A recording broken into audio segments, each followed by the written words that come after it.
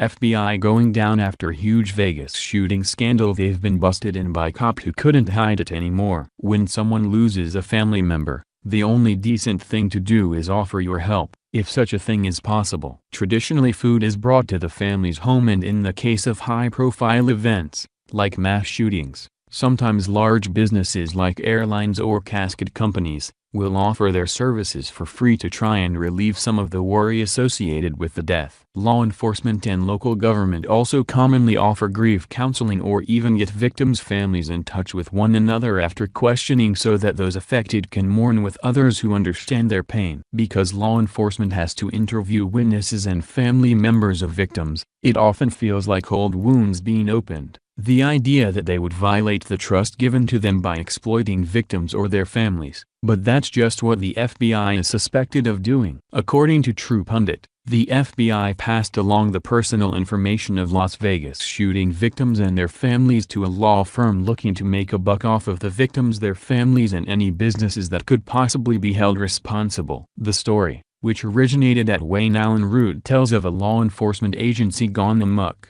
looking out for their own gain over the health and well-being of victims. The FBI is now in the business of chasing ambulances, so to speak, hooking crime victims up with law firms instead of solving the crime, according to disturbing revelations from survivors and surviving family members of the Las Vegas Mandalay Bay massacre. The details that follow are from longtime Vegas mainstay Wayne Allen Root. I am sad to bring you a story of what certainly appears to be shocking government abuse, corruption, scandal, and violation of trust. I'm sad because it involves a federal government institution I've trusted my entire life, the FBI. It's a national scandal that should leave every American shocked and shaken. Is the FBI now a telemarketing firm shilling for class action lawsuits at private law firms? If so, who is getting the kickbacks for these multi-million-dollar settlements and awards? J.P. Hine is a longtime friend. I'd trust him with my life. He is a former 20-year veteran of a Southern California law enforcement agency and team leader for a SWAT team. After retiring, J.P. spent almost 20 years as investment manager for large institutional clients. J.P. is a man who defines trust. Sadly, J.P. lost his nephew-in-law at the Las Vegas mass shooting last month. His nephew was shot in the torso, standing next to his wife. That left J.P.'s niece a widow with 3 children and no income. J.P.'s niece spent a lot of time meeting with FBI agents as a witness and victim. That's what makes this story so shocking and outrageous. Is it possible that our FBI uses the trust and bond formed with victims of violent crime and even mass murder to sign these victims up as clients at private law firms? Here's the story. JP's niece was contacted by a FBI victims specialist a week after the Vegas tragedy at the worst and most fragile moment of her life. The FBI victims specialist, who clearly identified herself as an employee of the FBI, said her goal was to help victims like JP's niece receive the money she needs and deserves.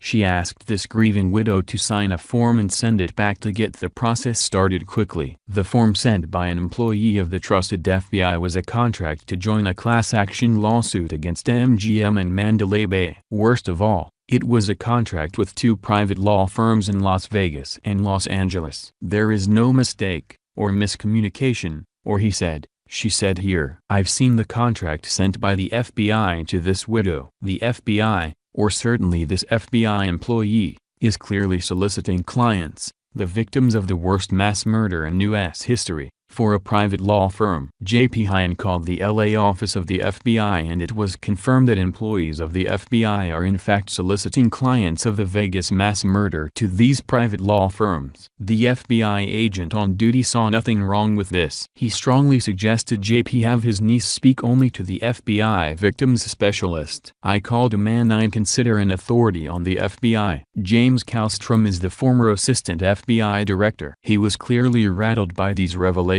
I have never heard of such an arrangement. It is one thing to comfort victims and to advise them of support that is in the public domain. It is not proper for the FBI to direct victims to for-profit law firms. I hope that this is a situation brought about by staff that is not trained properly. In any case, the FBI should immediately conduct an investigation and correct this situation.